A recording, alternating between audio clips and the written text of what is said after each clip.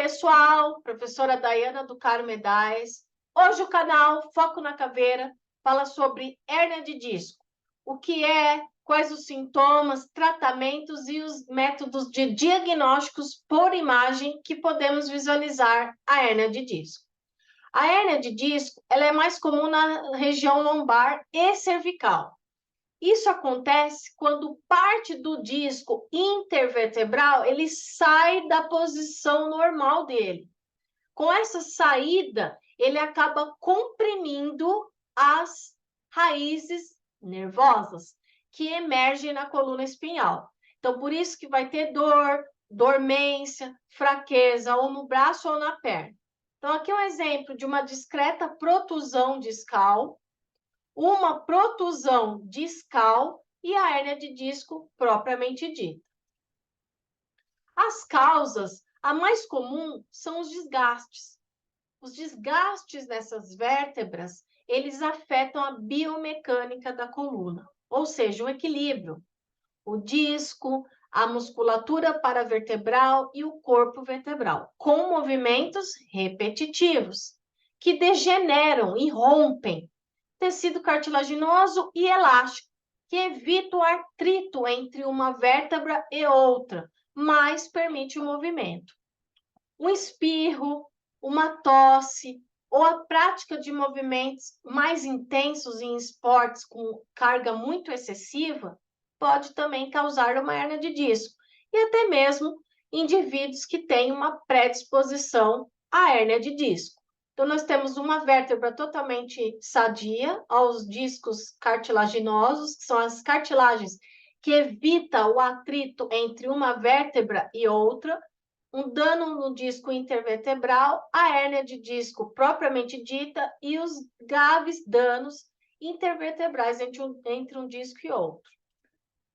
Existem tipos de hérnia de disco, não é só falar que o paciente está com hérnia de disco, mas qual hérnia de disco ele está. Então, nós temos as protusões, as hérnias extrusas, as hérnias sequestradas e hérnias migradas. Quando eu falo de protusão, são aquelas hérnias pequenas, contidas ali, na parte do ânulo fibroso. Então, existe uma hérnia aqui, só que ela está parada ali, contida, entre o ânulo fibroso. Uma hérnia extrusa é quando tem uma lesão totalmente completa, desde o ângulo da vértebra. Então, existe a hérnia, o núcleo pulposo herniado, então ela já está saindo para fora essa hérnia.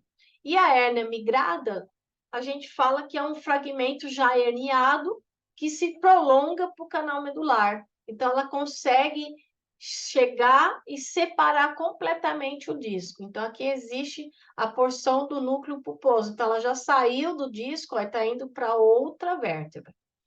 Normalmente, a hérnia de disco acomete mais a região da coluna lombar, frequente aí entre L4 e L5, e L5 e S1. Coluna lombar e coluna lombosacra. Quais são os sintomas?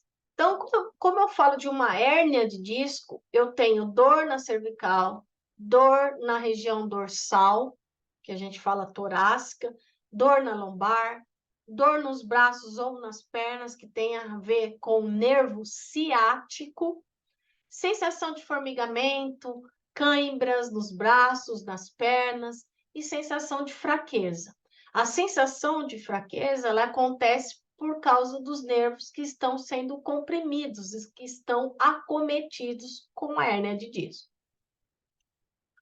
Dentro do diagnóstico, nós temos o exame físico, nós temos o raio-x, tomografia, ressonância magnética. Vão evidenciar onde está localizada essa hérnia, o formato dessa hérnia, ou seja, o tipo dessa hérnia, e também consegue o quê? Diferenciar o diagnóstico com outras doenças que têm os mesmos sintomas.